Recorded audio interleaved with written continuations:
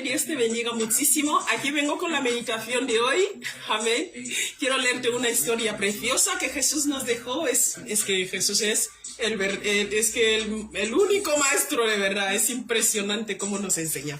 Bien, si no me conoces, soy Fausta Vivam Osa. Soy del Ministerio Evangélico de la Colombe, aquí en Alemania. Y nuestra misión es meditar en la palabra y compartirla por todo el mundo. Amén. Llevar la palabra hasta los confines de la tierra. De hecho, Jesús nos viene a hablar de este tema hoy. Amén. Mira, vamos a meditar en la cobertura del Padre, del Hijo y del Espíritu Santo. Y está escrito así, leemos el libro de Primera de Pedro 3:15. Dice así: sino santificar a Dios el Señor en vuestros corazones. ¿Se escucha? Y estar siempre preparados para presentar defensa con mansedumbre y reverencia ante todo el que os demande razón de esperanza que hay en vosotros.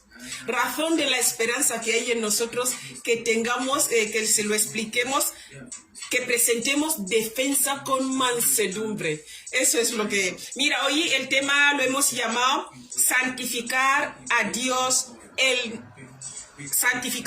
el Señor en vuestros corazones. Así lo hemos llamado, es un tema larguito, pero bueno, ahí entra. Pedro hace un llamado a la reverencia interior y a la entrega a Dios como Señor. Que siempre disponga al creyente a defender su causa y a explicar el Evangelio a los demás. Lo cual requiere que este mismo creyente primero conozca la verdad, conozca la palabra de Dios y conozca la verdad. Entonces, mira, vamos a leer aquí el libro de Isaías 8:13. Dice así: a Jehová de los ejércitos, a él santificar. ¿Vale? Y luego dice: sea él vuestro temor y él sea vuestro miedo. Amén. Esto primero tiene que reunir el verdadero creyente para testificar, para poder hablar de Cristo. Tiene que tener esa base en su vida: santificar a Dios, respetarle y tener temor de Dios. ¿Por qué no?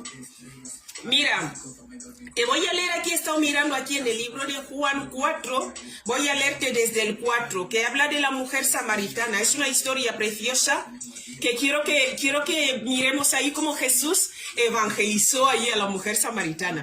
Mira, dice: y le era necesario pasar por Samaria.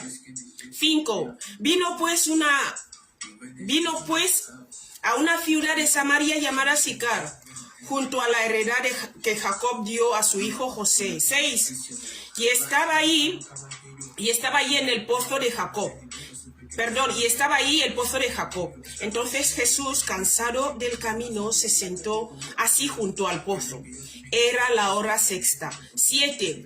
Vino una mujer de Samaria a sacar agua. Y Jesús le dijo: dame de beber. Fíjate cómo Jesús empieza a hablarle aquí con la herramienta que tenía. O sea, la mujer tenía en la mano, venía a coger agua y Jesús le empieza a hablar del agua. Amén. Yo conozco un predicador un vídeo que estuve viendo y me gustó muchísimo cómo evangelizaba este hombre. Cuando llegaba a un sitio, saludaba a alguien, y cuando le saludaba, él se presentaba. Cuando se presentaba, decía su nombre, y cuando decía su nombre, la persona también le decía el suyo. Y él le decía: ¿sabes que tu nombre está en la Biblia? Me encanta.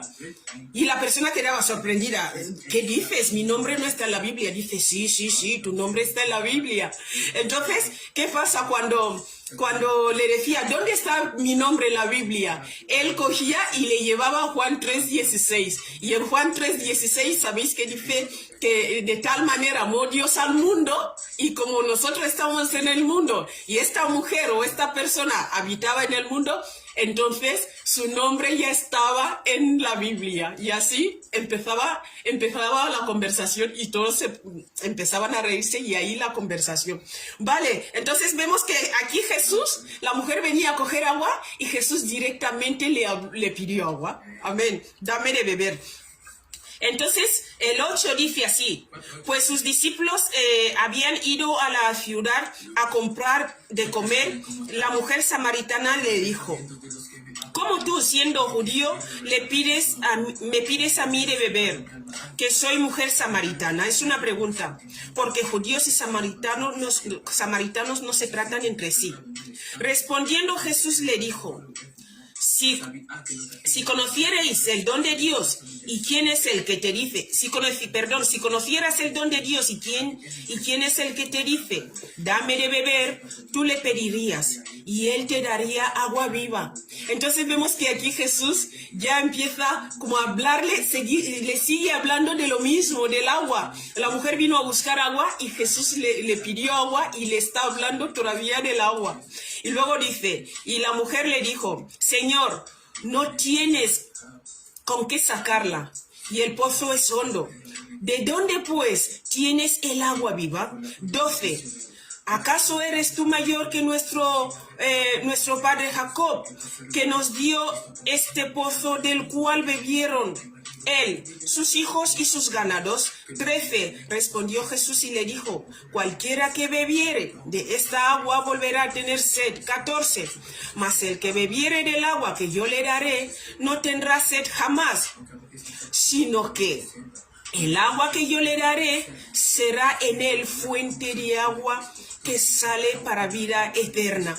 Que salta, sí, fuente de agua que salte. Sí, fuente de agua que salte para la vida eterna. Amén. Entonces vemos aquí que Jesús le sigue hablando del agua. Jesús ahora con la convicción de saber, está defendiendo lo que le va a dar a esta mujer y le dice, lo que yo voy a dar a la persona que me pida el agua que yo ofrezco, este agua va a saltar en él, dice, agua que salte para vida eterna. Amén, porque Jesús tenía esta convicción, estaba defendiendo lo que tenía. Mira, luego dice aquí en el 15, la mujer le dijo, Señor, dame de esa agua, porque para que no tenga yo sed, ni tenga que sacarla, ni tenga que venir aquí para sacarla. Entonces vemos que la mujer aquí ya cede y le dice, dame lo que tú estás ofreciendo, porque es verdad, si es algo que salta para vida eterna, todos queremos vivir a la vida eterna. Además los samaritanos, los de Samaria no se llevaban bien con los judíos, entonces había una disputa ahí entre ellos, como hemos leído antes. Entonces la mujer, al escuchar esto de vida eterna, ya como que le llamó un poco más. Y mira lo que dice aquí en el 16. Jesús ya le empieza a hablar, me encanta. Aquí ya le toca el tema del pecado en el 16. Dice, ve y llama a tu marido, Jesús le dijo, y ven acá. 17, respondiendo la mujer le dijo, no tengo marido. Jesús le dijo, bien has dicho, no tengo marido. 18, porque 5 maridos has tenido y el que ahora tienes no es tu marido. Esto has dicho en verdad. Entonces, ¿qué pasa? Vemos que Jesús aquí ya le empieza a hablar del pecado, la vida que estaba viviendo la mujer. Entonces la mujer le dijo, le dijo la mujer, Señor, me parece que tú eres profeta. Entonces ya en la conversación, cuando nosotros llegamos ahí, ya la gente nos identifican, que me parece que eres cristiano. Y ya Jesús le dice, y luego la mujer le dice, nuestros padres adoraron en este monte y vosotros decís que en Jerusalén es el lugar donde se debe adorar. Jesús le dijo, mujer, créeme que la hora viene y ahora es que ni en este monte ni en Jerusalén adoraréis al Padre. 22. Vosotros adoráis lo que no sabéis. Nosotros adoramos lo que sabemos, porque la salvación viene de los judíos. Entonces, cuando tú tienes a Cristo, tú sabes que la salvación viene de Cristo. Entonces, ¿qué haces? Cuando tú te encuentras con una persona que te dice, pues es que nosotros lo hacemos así, es que mi religión o es que mi tal lo hacemos así. Entonces, como tú estás seguro de lo que tú tienes, tú lo defiendes diciendo, mira, te digo que es que ni es en mi iglesia, ni es en mi iglesia, ni es en el templo de no sé qué, ni es en tal, sino escucha lo que le dice Jesús. Mas la hora viene y ahora es cuando los verdaderos adoradores, sí, dice en el 23, más la hora viene y ahora es cuando los verdaderos adoradores adorarán al Padre en espíritu y en verdad, porque también el Padre tales adoradores busca que le adoren. Esto es lo que Pedro estaba diciendo aquí, que estábamos leyendo antes, que Pedro hace un llamado a la reverencia interior y a la entrega a Dios como Señor. Amén. Entonces vemos aquí que Jesús le habla ya de no en las montañas, ni en Jerusalén, ni en Samaria, sino es desde el interior, como Pedro nos lo dijo aquí después. Mira, luego dice en el 24, Dios es espíritu y los que le adoran en espíritu y en verdad es necesario que le adoren. Entonces vemos aquí que Jesús le sigue hablando a la mujer, pero ya le habla ya de en el tema espiritual. Primero le dice, no hay que, la iglesia no es un templo de alguna forma, si podemos decirlo así. La iglesia no es un templo, la iglesia eres tú, es tu relación con Dios. Entonces tú tienes que buscarle en espíritu y en verdad. Es impresionante, a mí me encanta. Mira, luego le dice aquí en el 25, Jesús le dijo a la mujer, la mujer le dijo a Jesús, sé que ha de venir el Mesías, llamado el Cristo. Cuando Él venga, nos declarará todas las cosas. Y Jesús le respondió, yo soy el que hablas con Él. A ver, yo soy el que habla contigo. Mira, vemos aquí que después de todo lo que le habló, Jesús se presentó al final. ¿Por qué? Porque cuando la persona ya te pregunta, ¿y qué tengo que hacer? Ahí es cuando, ¡boom!, le presentas a Jesús, le dices, Jesús murió y resucitó. Jesús es el camino, la verdad y la vida. Si tú recibes al Señor Jesús como tu Señor y Salvador, Él es el camino hacia el Padre, porque nadie va al Padre si no es por Jesucristo. Amén. Entonces esta es la palabra maravillosa que te he traído hoy, es preciosa. Nosotros tenemos que aprender a evangelizar así. Que Dios nos ayude a llegar a las almas con mansedumbre, porque muchas veces acabamos debatiendo y discutiendo con ellos, pero Dios nos dice con mansedumbre y reverencia. Amén. Reverencia a Dios y mansedumbre a las personas. Que Dios te bendiga muchísimo. No quiero hacer más largo esto, pero hay que saber defender lo que tenemos, explicarlo con mansedumbre y compartir el evangelio, porque muchas personas se pierden con mucha religión, que es que mis padres hacen tal, es que encontré que mis abuelos hicieron tal, es que nosotros lo hacemos así. No se trata de esto, se trata de buscarle en espíritu y en verdad.